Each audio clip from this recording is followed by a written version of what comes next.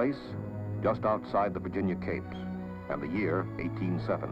An American frigate, the Chesapeake, has been fired on and boarded. 4 sailors are taken off the Chesapeake to the British ship Leopard and impressed into English naval service.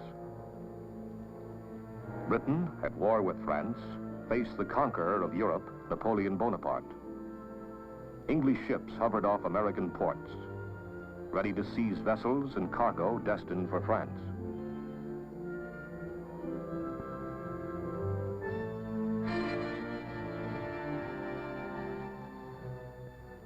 The United States was expanding westward.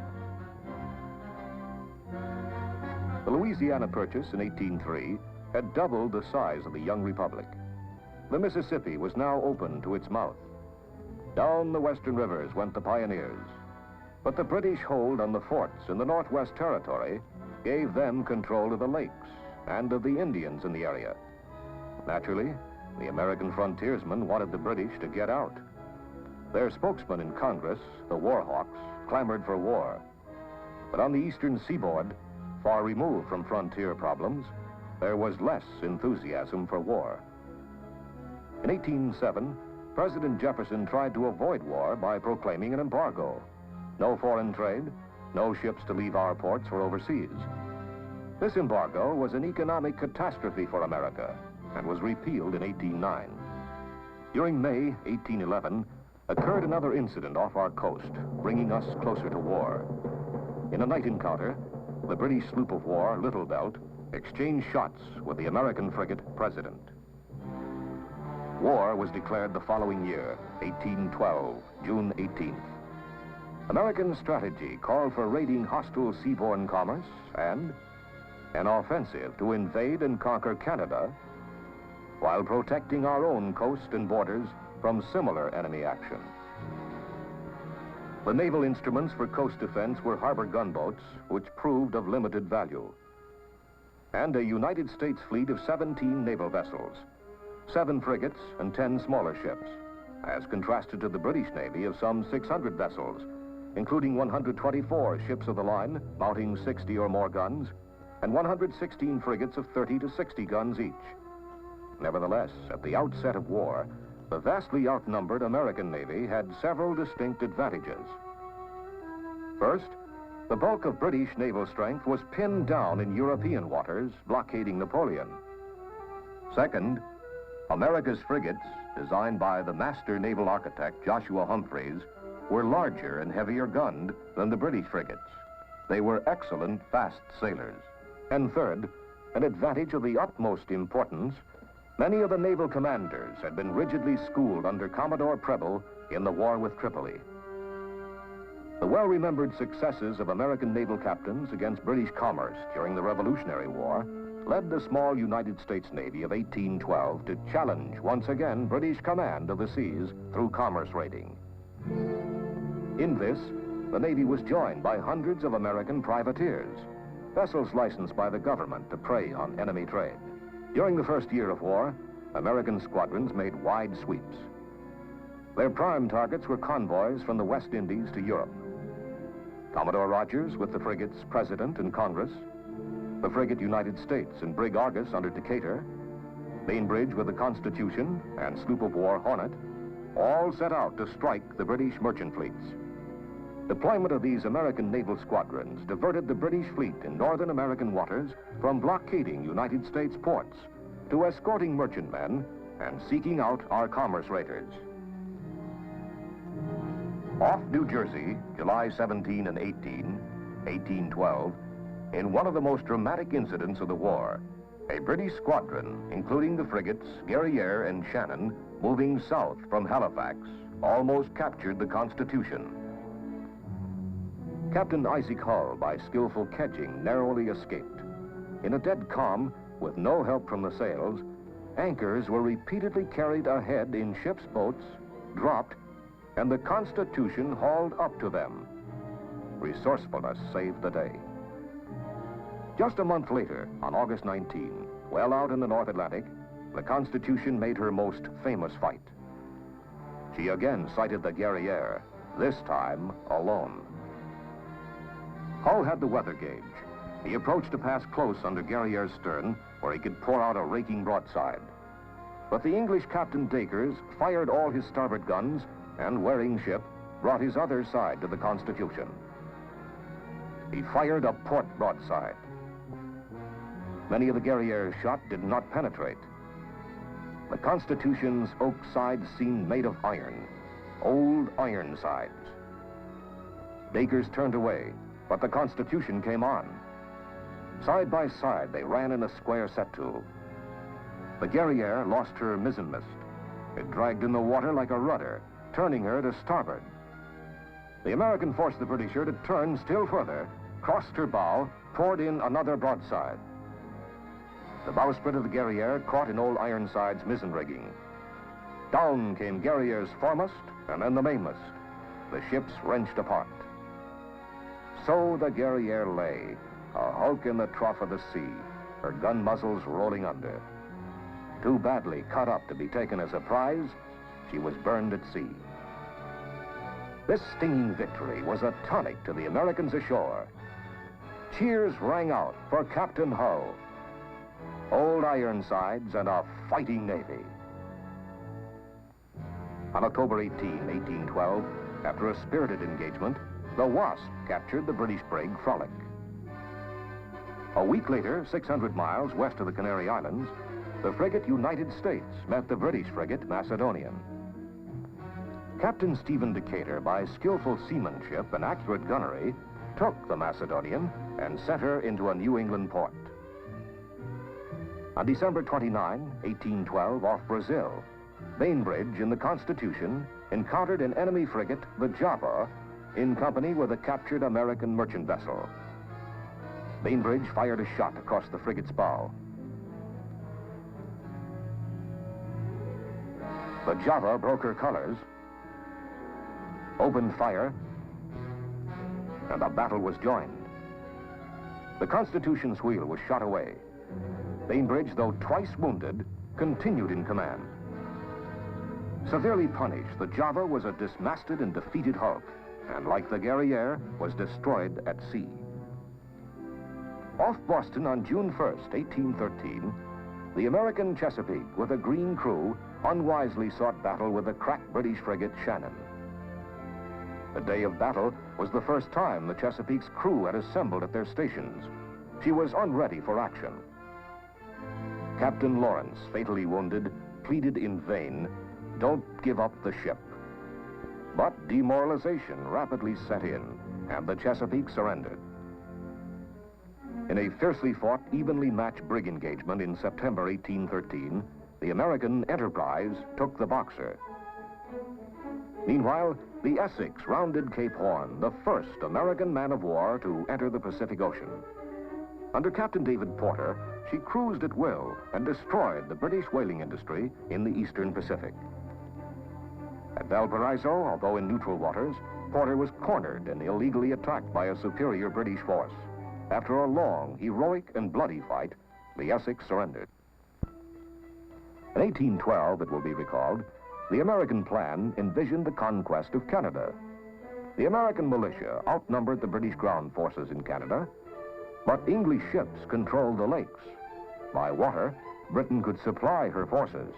She could move them rapidly, and she had secure communications. On the land frontier, there was also the ever-present threat of Indian attack, intensified by Tecumseh's Indian Confederacy. The American General Hull was forced out of Detroit in August 1812 by the energetic Britisher General Brock. Using his lake craft, Brock repelled attacks by larger American land forces. To contest British control of the lakes, President Madison ordered the building of American warships on these vital arteries. By 1813, Commodore Oliver Hazard Perry had built a fleet on Lake Erie. The British Commodore, Barclay, had lagged behind in this construction race. At Malden, Barclay waited for the launching of his most powerful ship, the Detroit. Here, he could protect the fort at Detroit and cover British water communications for land operations against the Americans on the Maumee and Sandusky rivers in Ohio. Perry established himself at Put-in-Bay in a position to sever British communications. On September 10th, 1813, Barclay came out to fight. The British to leeward were in column. The Americans stood down on them. Each fleet had 2 heavy ships and one of lesser strength to form a central group. Perry flew his flag in the Lawrence, 20 guns. The Detroit, 19 guns, was Barclay's flagship. Perry closed the distance. He was exposed to fire, which he could return only with his forward guns. The Lawrence outran her support. The 3 heaviest British ships poured in converging fire. The American Caledonia closed, but Niagara lagged behind. The Lawrence was crippled. Her deck a shambles, every gun useless, most of her crew killed or wounded. Meanwhile, the wind strengthened. Fresh American units came up. Perry shifted his flag to the Niagara. In his new flagship, Perry returned to action and broke through the enemy line. With his starboard guns, he raked Detroit, Queen Charlotte, and Hunter. And to port, he fired broadsides into other British vessels. The smaller American vessels closed in on a disorganized enemy. The British flagship Detroit surrendered. The Battle of Lake Erie was won. Perry wrote to General Harrison, "We have met the enemy, and they are ours." This victory severed British communications in Ohio. Their withdrawal overland was intercepted at the Thames River by American troops brought across the lake by Perry. The battle here, in which Perry led a cavalry charge, was another American triumph, putting all territory north and west of northern Ohio under friendly control. As pressure of the Napoleonic Wars eased, naval strength was released from Europe, and Britain tightly blockaded the American coast. Prices soared. Commerce was almost at a standstill. Coastwise freight moved only by wagon. By 1814, British armies composed largely of veterans from European campaigns were sent to America. The United States was to be invaded from the north and from the south. And as a diversion, cities on the seaboard were to be raided and laid waste. The capital city of Washington was selected. At Bladensburg on the District of Columbia line, the British marauders were met by several thousand raw and demoralized militia. The one stout stand was by Commodore Barney's handful of sailors and Marines. Barney's position was overrun. The British entered Washington, burned the Navy Yard, the Capitol, the White House, then retired. The next city scheduled for the torch was Baltimore. Feverish preparations were made to defend this city.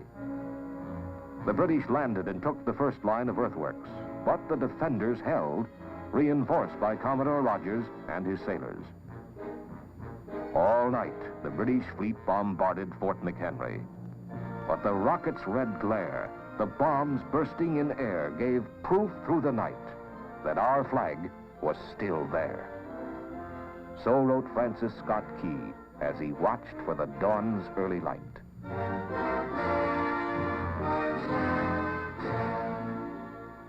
The invasion from the north by 12,000 seasoned troops was led in person by the Governor-General of Canada, Sir George Prevost. Success of the invasion depended on command of Lake Champlain, since there were no suitable roads, and only that waterway could carry an army's supplies. But the United States controlled these waters. Commodore Thomas McDonough had built an American fleet, which was based at Plattsburgh. The British had also rushed construction of a fleet, including the powerful 37-gun ship Confiance. Prevost and his army arrived at Plattsburgh, where no sizable American land forces opposed him. Early in the morning of September 11, 1814, the British squadron sailed to engage McDonough. The American fleet waited in the bay under Cumberland Head in careful formation, ready for action. McDonough had chosen his position well. The British fleet had to approach the American column with their bows presented and open to the dreaded raking fire. The British Commodore Downey had 4 strong ships: Confiance, Linnet, Finch, and Chubb, plus gunboats. The Confiance was scarcely ready for action. Shipwrights had just left her. The crew had just reported aboard. Another example of an unready vessel. Downey knew that the two strongest American vessels were on the windward or northern end of the column and decided to concentrate 3 ships against them.